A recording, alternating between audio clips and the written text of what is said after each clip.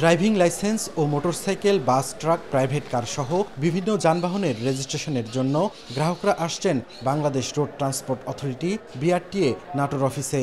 তবে এখানে সেবা নিতে আসা গ্রাহকদের পড়তে হচ্ছে দালালদের খপ্পরে। সময় সংবাদের ক্যামেরা দেখে সটকে পড়ার চেষ্টা করেন এক দালাল। বিআরটিএ অফিসে তার আসার কারণ জানতে চাইলে ভাইয়ের কাগজপত্রের কাজ করতে এসেছেন বলে অজুহাত দেখান। একই অবস্থা রাজশাহী, নওগাঁ, বগুড়া, সিরাজগঞ্জ সহ বিভাগের সবকটি জেলায়। গ্রাহকদের অভিযোগ, ফিঙ্গার ও সার্ভার জটিলতা সহ নানা সমস্যার অজুহাত দেখিয়ে মাসের পর মাস ঘোরানো হচ্ছে তাদের।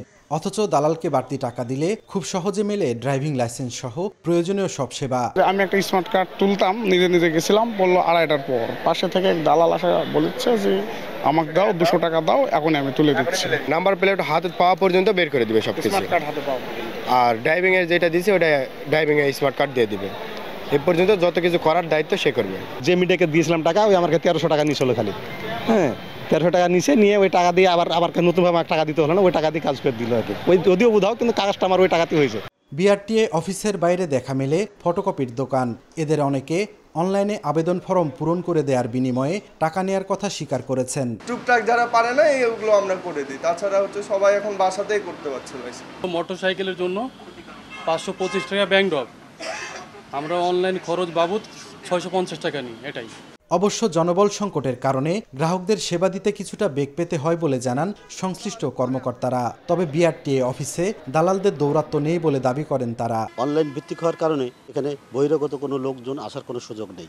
আমাদের গেটে নিরাপত্তাও জোরদার করা হয়েছে, এ ব্যাপারে কোনো অবকাশ নেই এবং এ ব্যাপারে আমরা যথাযথ ব্যবস্থা নিচ্ছি। গ্রাহক তারা নিজেরা বিএসপিতে অ্যাকাউন্ট করে লার্নারের জন্য আবেদন করে, লার্নারটা ওখানে সাথে সাথে পেয়ে যায় এবং ওখানে ডেট দেওয়া থাকে যে কত তারিখে তার পরীক্ষার ডেট। শুধু পরীক্ষার দিনে পরীক্ষা দেয় এবং ফিঙ্গারপ্রিন্ট দিয়ে যায়, পরবর্তী কার্যক্রম আবার সে অনলাইনেই করে। এখানে দালাল ধরার কোনো প্রশ্নই আসে না। ড্রাইভিং লাইসেন্সের জন্য বিভাগের সবকটি জেলায় গড়ে প্রতিদিন 600 আর গাড়ির রেজিস্ট্রেশনের জন্য প্রায় 350 আবেদন জমা পড়ে বিআরটিএ অফিসে।